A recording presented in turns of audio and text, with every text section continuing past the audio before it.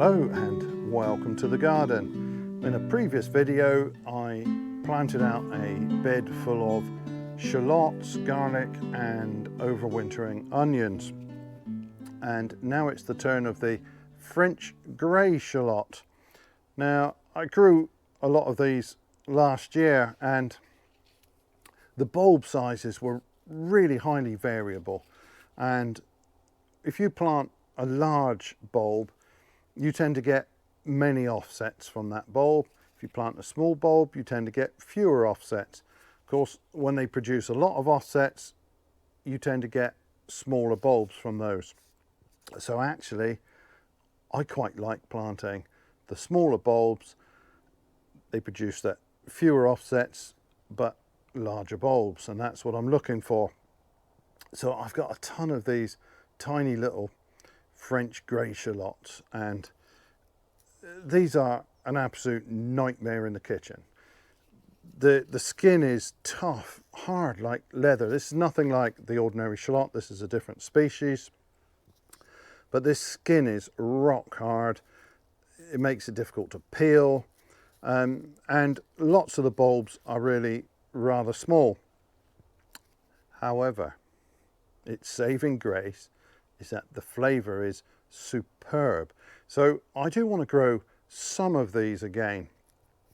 Not a huge amount, because the larger shallots are much more convenient, to be honest. What I did was save lots of the smaller bulbs, so I've got, well, dozens of these to pick over, and this is the sort of time of year when these need to get in the ground. Some of these are a little bit on the soft side already. Others, like this one, are rock hard. So I'm a little bit unsure as to how successful these saved bulbs will be. Also, I'm not yet sure where I'm going to put them. So I occasionally like to do a video on lessons learnt from the previous season. My wife has suggested I do one on lessons not learnt. One of those was, don't go mad with the alliums and plant far too many. Looks like I'm heading that way yet again, but never mind. Okay, she's just off camera and she's laughing at me now. Back to these little fellas. So these really want to be planted in the autumn, I think. They don't store particularly well, not as well as the ordinary shallots. So I would be pretty reluctant to hold on to these until the spring. So I want to get these started now, but I'm going to start them in some modules. And let's have a look. What have I got? So this is probably a sensible sized module. What have I got here? 28 cells and reasonable depth, good size cell. But I don't know how long these are going to be in here, and I think they need a reasonable depth of soil. So I'm actually going to put them in these deeper trays. I don't need to use these for a little while, so these are available, and I don't know, I just think this is going to give them plenty of room to get their roots down. I've never done this before, never started these shallots in modules, so this is a bit of an experiment. But what it does mean is that if some of these don't come good, it's not like I've got a planting out in the beds with lots of holes in. I'm not very fond of that. I would much rather see which ones are coming up okay and then plant those out later. It will probably wait until next year now. We'll have to see how these go. The ordinary shallots, they tend to come up pretty quick, and you see the top growth with those quite early on. Now all of the shallots and the garlic, the first thing they do is really get those roots down, and it can take quite a while before you see any top growth from these grey shallots. So I wouldn't really have any indication of success or failure until possibly next year, by which point it's too late to replant. So doing this in the modules here, I will certainly be able to see when they've put those roots down. They will quite quickly get to the bottom of those modules, and then I can see the top growth when it appears, probably next year, and then can plant out the successful ones and throw the others away. Anyway, that's the plan. Okay, scratch that plan. I found the really deep modules. These are fantastic. I usually use these for growing things like broad beans or climbing beans, but these will have such great depth of soil in.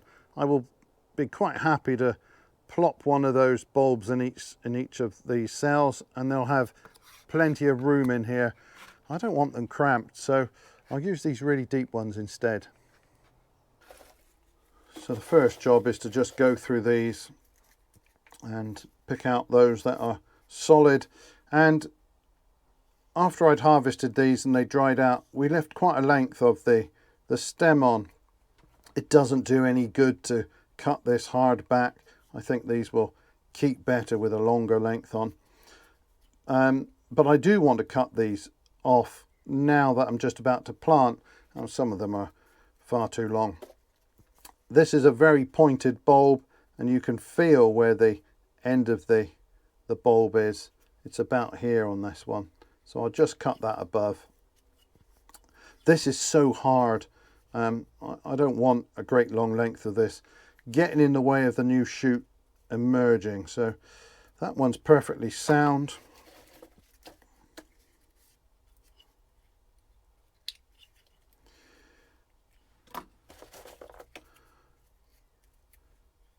I've got plenty of these to pick from.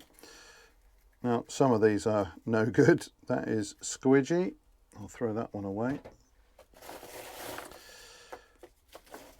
These are just the bulbs that were so small that they'd be a bit of a fiddle in the kitchen. So the larger bulbs, some of them have been eaten, some of them have been peeled and popped in the freezer.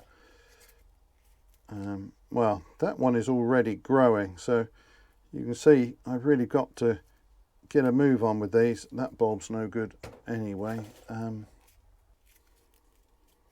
There aren't many of these that are actually bad bulbs. Very often the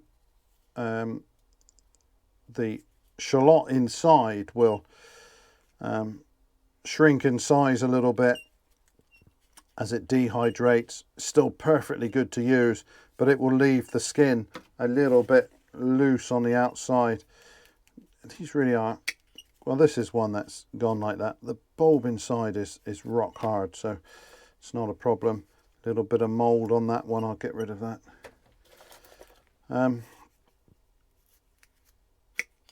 These are a rather strange beast.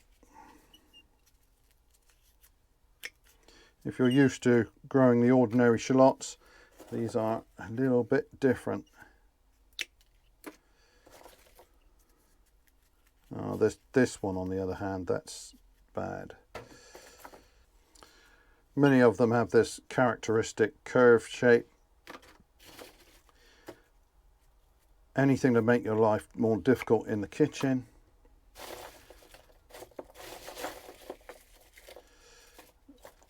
But the flavour makes them worth growing.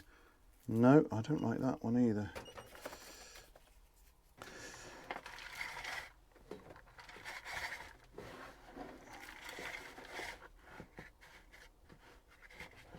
This is pretty fluffy compost again, so I need to pack that in reasonably well.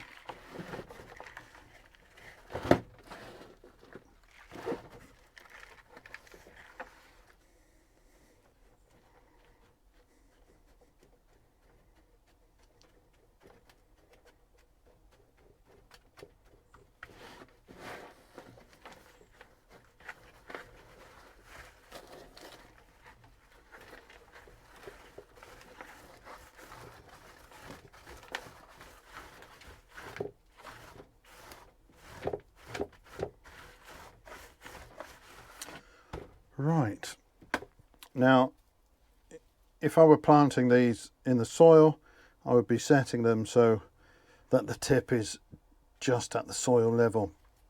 But because I'm starting these in modules, I'm just going to push the bulb just a little way into the module, like so.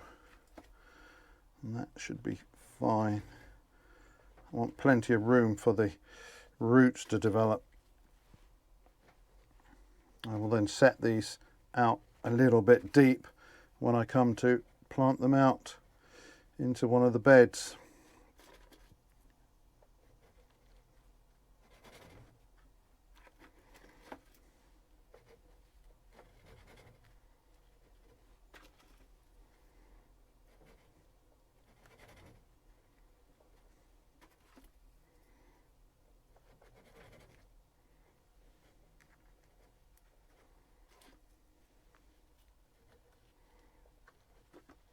I'm really not sure when that's going to be. It all depends how quickly these demonstrate which ones are sound, but I suspect it won't be until next year.